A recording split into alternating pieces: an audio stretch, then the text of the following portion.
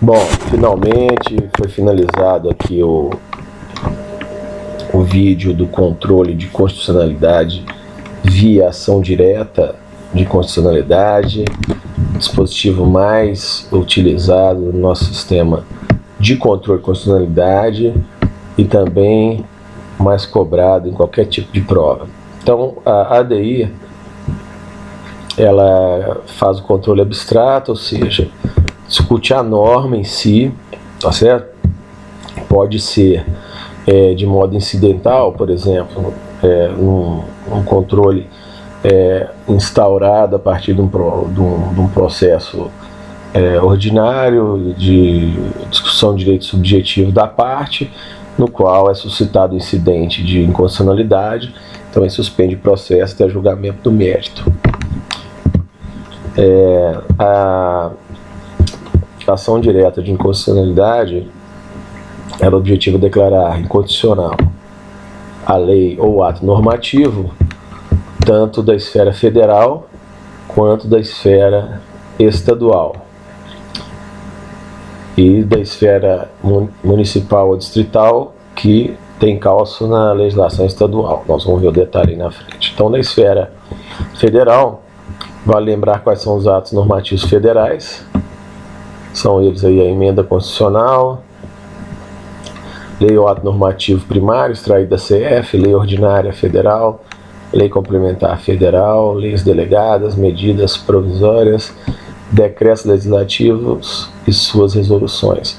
Salientando que na esfera estadual tem também os decretos estaduais, as leis ordinárias estaduais, enfim, todos esses dispositivos da esfera estadual. Ou seja, quando um desses atos for questionado em relação à sua constitucionalidade, então é endereçada aí a ação direta de constitucionalidade. Então, para dispositivos de esfera estadual,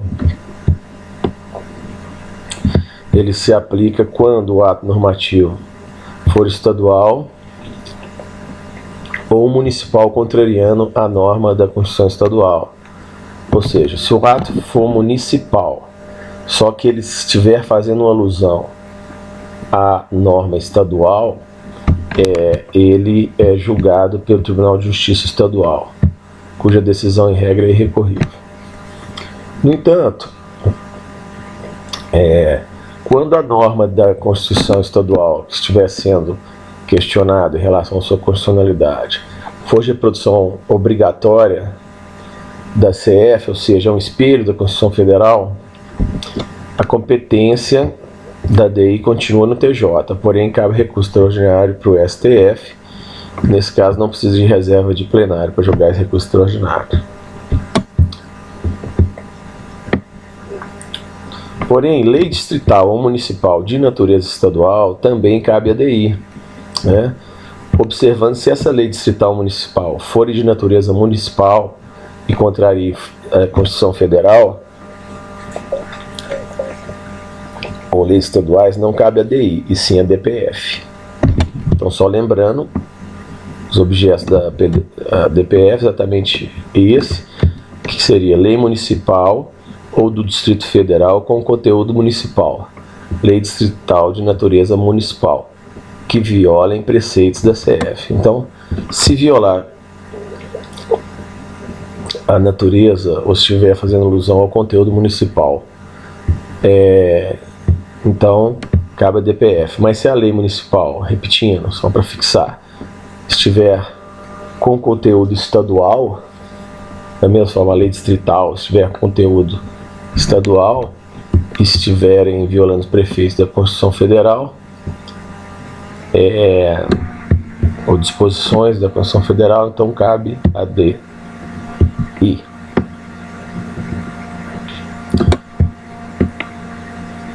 A norma que está sendo questionada em tela deve estar vigente, relembrando que o preâmbulo da CF não tem relevância jurídica,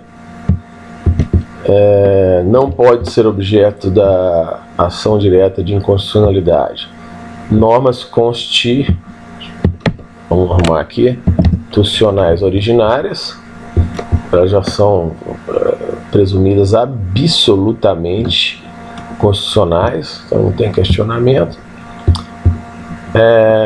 E leis municipais e lei ou ato normativo distrital de natureza municipal, como já falado nesse caso. E se esses dispositivos contrariem a CF, tem que ser ingressada a arguição de descumprimento de preceito fundamental.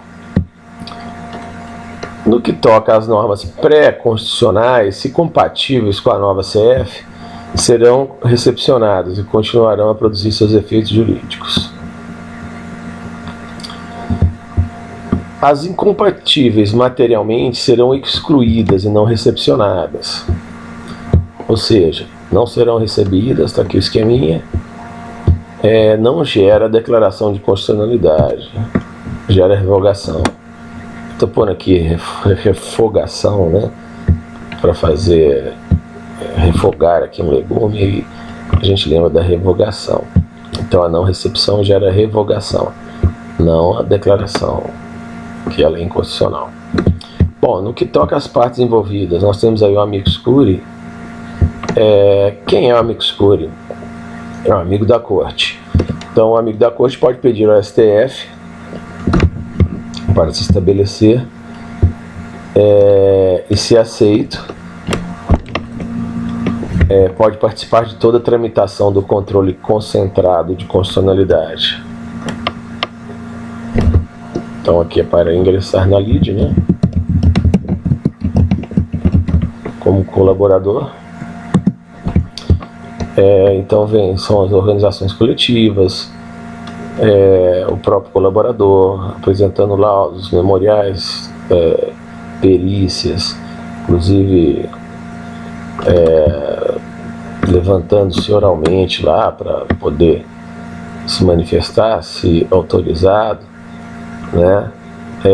As ONGs também participam, subsidiando lá o Supremo. Tem um caso agora, a questão do WhatsApp, não é?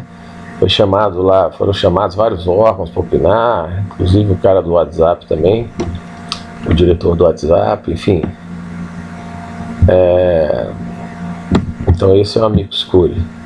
O amicus curiae não é intervenção de terceiros, porque não cabe, ok? Agora vamos falar aqui do PGR.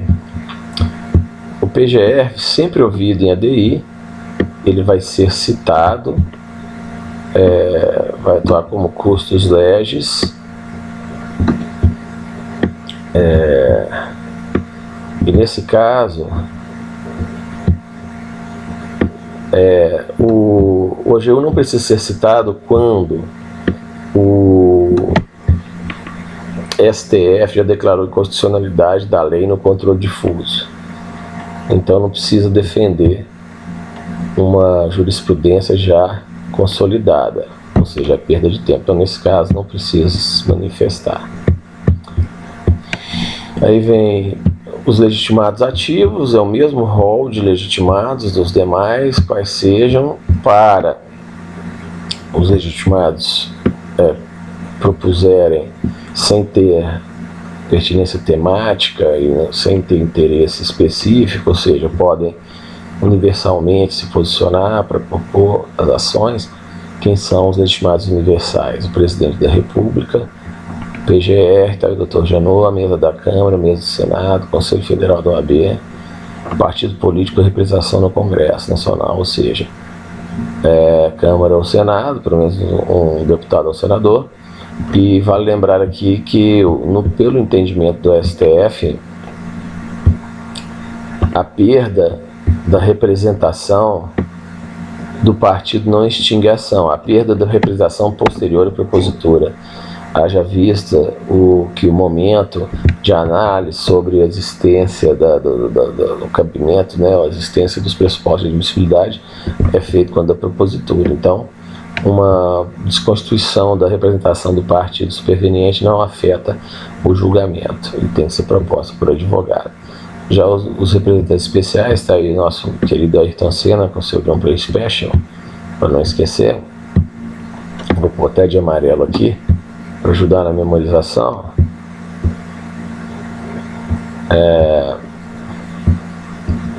são os governadores de estado, as mesas da Assembleia Legislativa Estaduais, confederação sindical, entidade de classe divisional, federação de associação pode propor, e somente confederações sindicais, federações simples não, bem como não podem nem os sindicatos e centrais sindicais, então CUT, CGT, sindicatos ordinários não podem também, nem federações simples, só federação, repetindo, de associação e confederações sindicais. Esses são os legitimados especiais, aqueles que têm que possuir interesse na causa ou pertinência temática para opinar. Então só podem opinar naquilo que faz parte das atribuições exercidas pelos mesmos, dentro desse âmbito. Então a ADI, da formação de constitucionalidade, é muito correlacionada em relação aos seus efeitos com a ação declaratória de constitucionalidade, porque se ela a ADI é negada, então significa que ela é constitucional. Então ou é uma coisa ou outra. Em relação às medidas cautelares, muito utilizadas, principalmente quando tem algum risco assim de insegurança jurídica, não é? Então objetiva a cautelar suspender a lei ou o ato normativo impugnado, salientando que cabe liminar por maioria absoluta dos membros do STF, né? A liminar então deliberada por 6 dos 11 ministros, né? E não tem prazo para apreciar o mérito nesse caso. Na ADC tem 180 dias. O efeito, em regra, é ex nunc, ou seja, ele só produz efeitos daquele momento para frente, pode ser concedida de ofício ou liminar, e o relator da mesma forma poderá ouvir quem ele quiser aí, entre o AGU, o PGR, em 5 dias, e sendo deferida liminar, ocorre a suspensão dos processos que estão em andamento referente àquela matéria específica.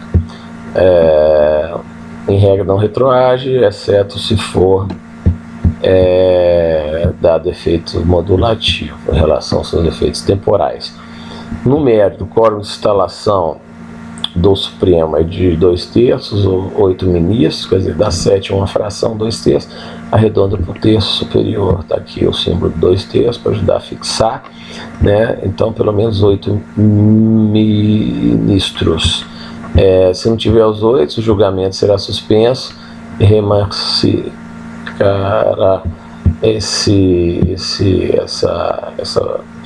essa sessão até que possa obter o quórum.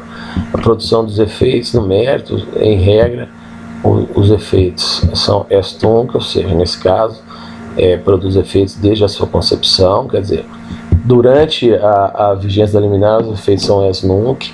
Então, quer dizer, o legislador teve esse cuidado, né? Mas depois de apreciado o mérito, não. Desde o momento da sua concepção, ela é inconstitucional. Porém, tendo em vista a segurança jurídica, o Supremo pode modular por interesse público também, por exemplo, de algum imposto constitucional, quer dizer, no qual o Supremo pode deliberar inconstitucionalidade, mas pode atribuir efeito ex nunc, ou seja, que os efeitos só serão produzidos daí para frente por realmente uma execuibilidade. Você percebeu, o governo tem que devolver um valor que não tem em caixa. Então isso tudo é feito no momento da modulação. E o quórum da modulação é de 2/3 dos membros da mesma forma. E nesse caso o próprio STF, julgado o mérito da DI, dando provimento à ação, ele retira a norma do ordenamento jurídico. E o efeito é vinculante em face da administração pública e judiciário, não é? O controle difuso não vincula, o concentrado sim, porque o concentrado é feito em abstrato, então vale para todos os órgãos da esfera do judiciário, exceto o Supremo, que ele pode mudar de opinião, né? com o tempo, no que é denominado mutação constitucional, ou seja, o que está acontecendo, por exemplo, no atual momento Supremo, em relação à prisão após o julgamento exaurido no 2º grau de jurisdição, nos tribunais regionais federais, e que agora está em vias de mudar ou não, em virtude de uma reinterpretação. Então, exatamente isso não está vinculado, o Supremo não vincula o próprio Supremo. E também o Legislativo não. O princípio da separação da autonomia dos poderes é, inclusive, uma das cláusulas pétreas, né? Então, o Legislativo delibera normalmente. Se ocorrer abuso, vem aí os pesos e contrapesos, o Judiciário interfere para regular.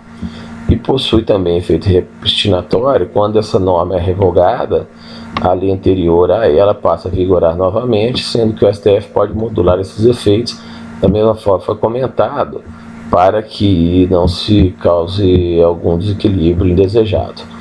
Não cabe ação rescisória, não cabe recurso, apenas embargos de declaração, e não cabe em ADI prescrição ou decadência, intervenção de terceiros, exceto amicus curiae, recurso, salvo embargo de declaração, ação rescisória e nem incidente de suspeição, só de impedimento. Então tá aí o vídeo, bem esquematizado, muita informação em pouco tempo. E é esse o propósito, né? O propósito é sintetizar, ser o mais objetivo possível. Então, se vocês estão gostando do trabalho, dão uma força aí pro canal, dá aí um like, divulga, porque só assim esse trabalho vai ter condições de ser continuado. Então, um grande abraço a todos e tenham bons estudos.